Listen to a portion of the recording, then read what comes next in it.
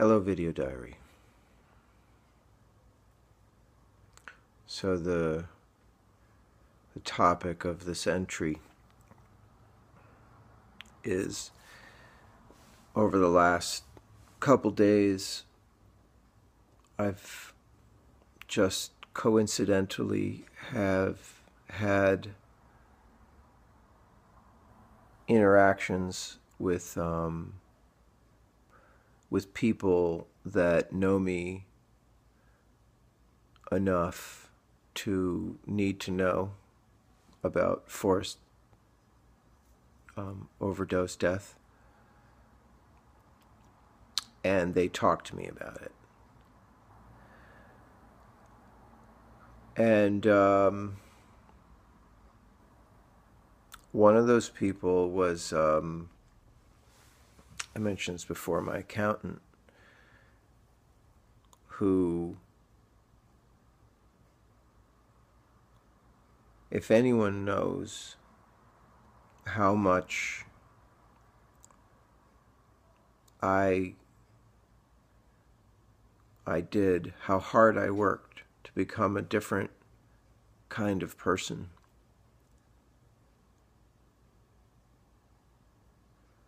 You know, a person that didn't look for shortcuts and easy out answers,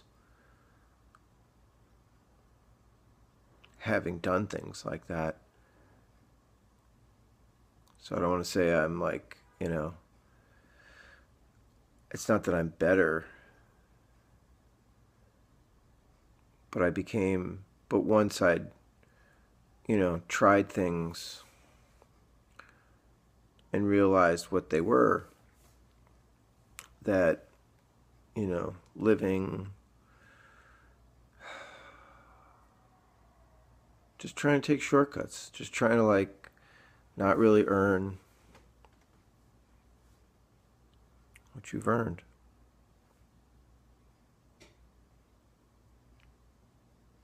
I've stolen. I've sold marijuana.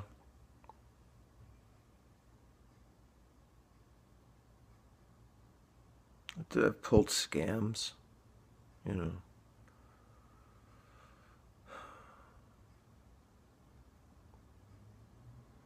I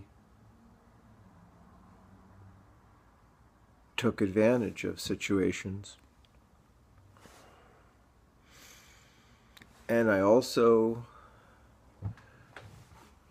checked myself, because I could always tell when it didn't feel good.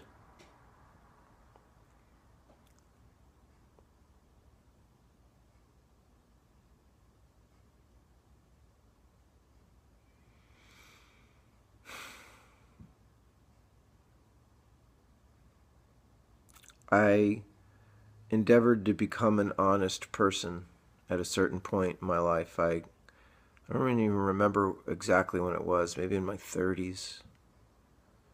But nobody ever teaches you. You don't learn this stuff in churches, and you learn these outside rules and dictates and stuff, but I'm talking about what it really is to be someone who understands why doing good things, doing the right thing, ultimately pays off and is the only thing.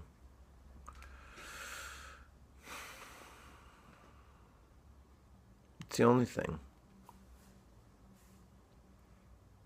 It's an end in itself. It's sorry to use all this Kantian shit, but it is doing something good, making someone happy, helping someone with something. And even if it just ends there, it's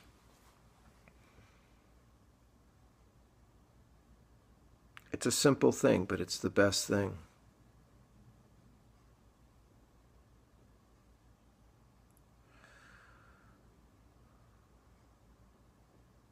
In my career, I've given maybe like 14 people significant jobs in their lives. And then dozens of other people have been hired as a result of work I generated. And that feels great.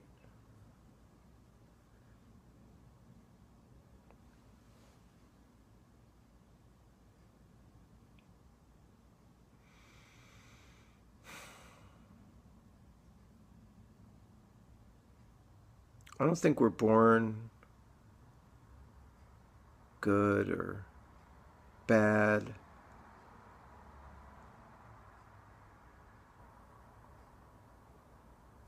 I knew kids, when I was little, when I'm a kid, when you probably know this too, like there was always some kids that were like, that couldn't be trusted, that if you got near them, you were going to get hurt or ripped off.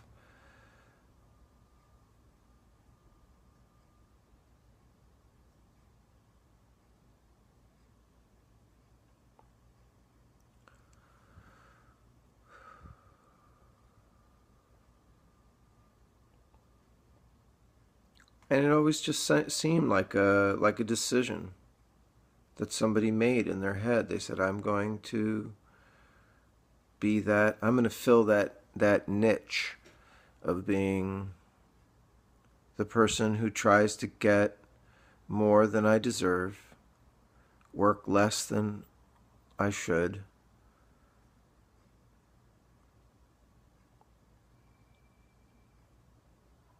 try to draw the credit when it's not, when I'm not deserving of it. It's in nature. Baboons, it's well known, baboons are awake like 12 hours, and they spend 3 hours getting food and then 9 hours just you know creating chaos. And that's what I think we do. We're just self-interested agents of chaos. I saw somebody litter the other day. I was sitting inside this soup, Chinese soup restaurant. I just watched this guy and his. I couldn't even tell if it was his kid. They didn't even look related. It was just some weird scene where they were fighting over a piece of pizza, and it's just some bullshit. And they just dropped their napkins on the ground. And the guy, it's not that he regarded it, but he saw it. And maybe this is a good illustration. I'm like, how do you justify that? You can get away with it because no one else saw it, but you saw it.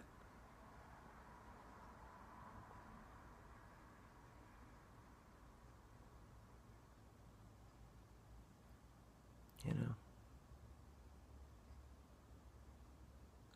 what right do you have to leave a place in worse condition than you found it, even if it's just a place you're passing through, when there was no need for it? Like, I could understand some disaster occurred, and you had to burn the house down, but maybe just a little thing. But at what point you throw your garbage on the ground, you think that's okay because no one saw you do it? Then what else will you do if no one will see you do it?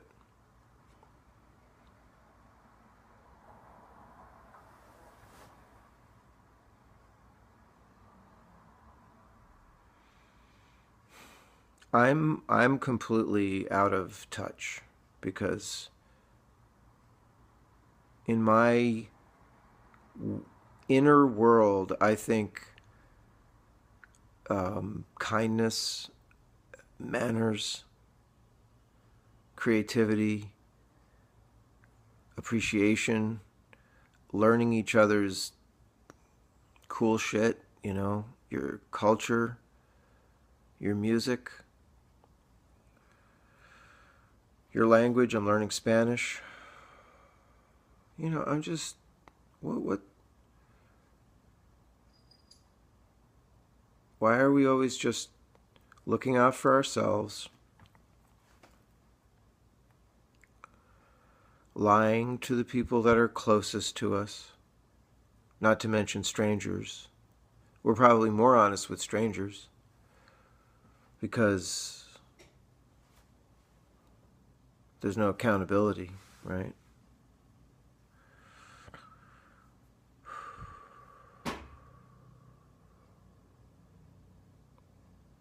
A pessimism, I said yes in some other thing, like a darkness has descended on me, but it's not like, the evil. It is like it is maybe a clarity that I'm not enjoying, that doesn't make me feel better about people, but I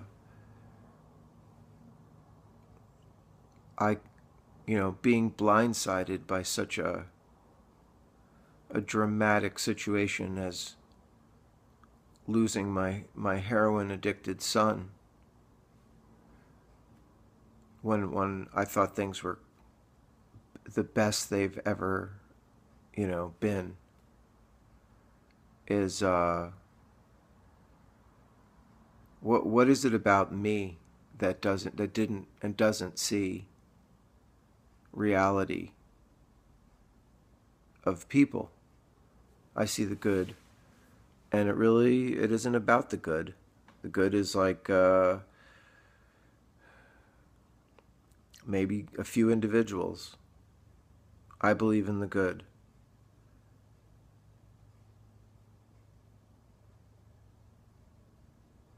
I have felt bad anytime I've harmed anyone, left them, stole from them, lied to them.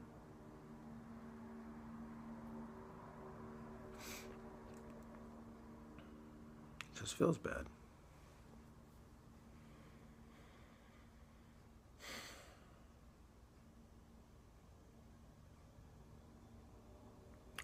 But I clearly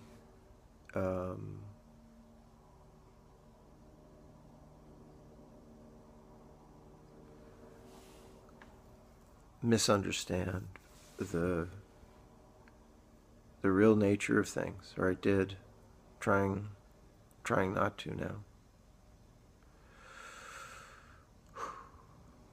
Right. Lastly, over the last few days, these people have said something to the effect of, there could be a plan for your son, like God may have a plan. You don't know. That was one. And the other one is, you'll see him again, right? Like, I don't know what your beliefs are, but you will see him again one day. That was one. The last one was the director of the funeral home talking about, he was really grateful to learn what a great kid Forrest was. Like, what a great kid, what a great kid. I'm like,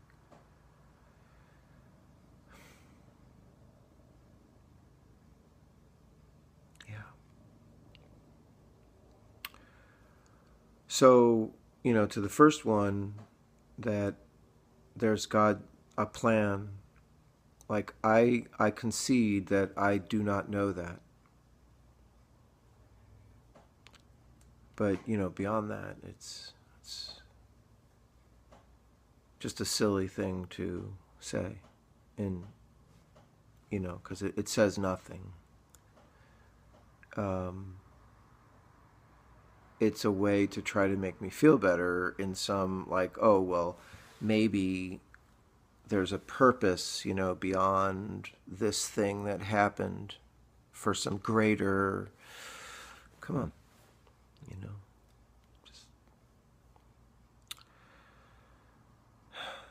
silly. People seek greater meaning when the outcomes of things are disproportionate. Like everybody wanted to know if Oswald was, connected to the mafia and the Russians and everything else, because how could one solitary, guy bring down a president? It's too much of a disparity. And it's similar to this, like people in a death like this will seek out some sort of supernatural consolation. I'll pass. I'll see him again. I will not ever see him again. And it's better for everybody to fully absorb that. Even if there is some undying internal genie in each of us, the constitution of this here and now. There's a Greek, there's a demigod, or maybe it was a mortal, and he pleased the gods, and the gods said you could have any one thing. And he said, but except immortality. It was incorrect for a human, a mortal thing, to ask for immortality, because then you would be equal to the gods. And so he did not ask for immortality, but what he asked for was the memory of everything he had ever been. And when granted, it was equal to immortality because of all the lives.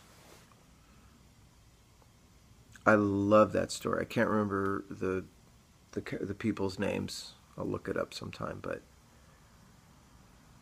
I love that.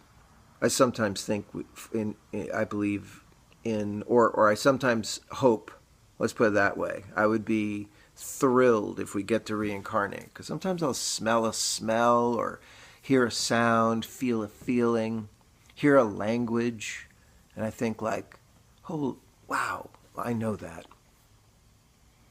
Do I? I don't know. That's not what's important here and now.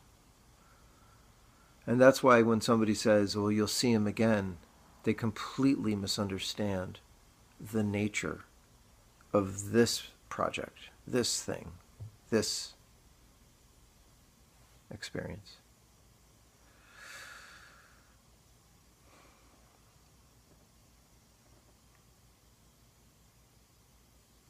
What was the last one? I forget. Oh. That he was so great. Such a great kid. All the people that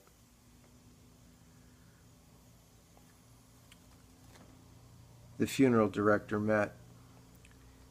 I'm just so I'm grateful to that man for what he did.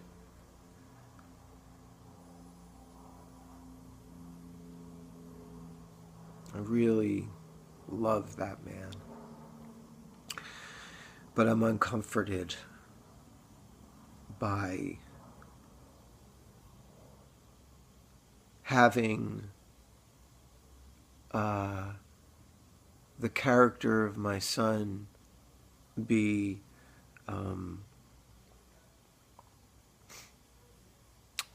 revealed to somebody via their OD death.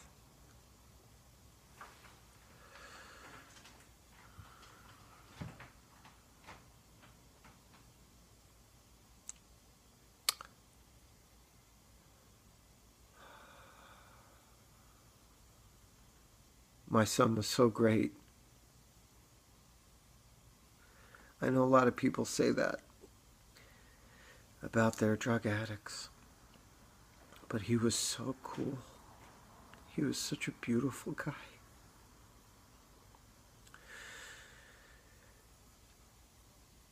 So I had to humor these people and thank them for their kind words, but at least hear, because I don't want to be rude, I don't want to.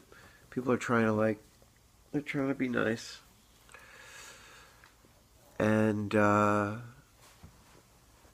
if I feel like it's annoying, I'll let them know. I let anybody know, but in these cases, I just endured it.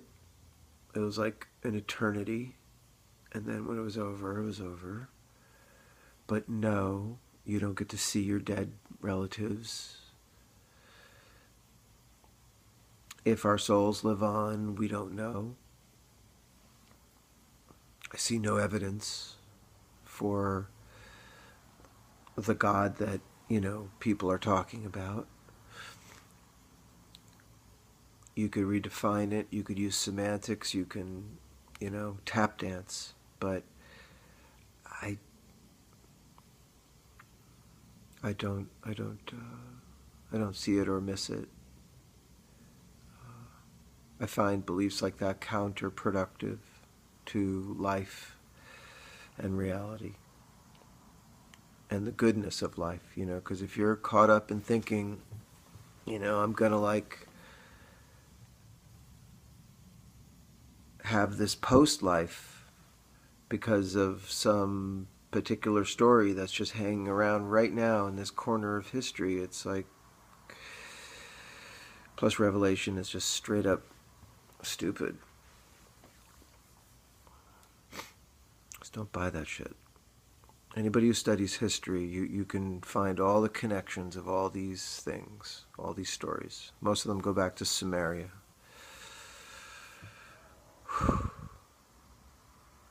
So I don't know.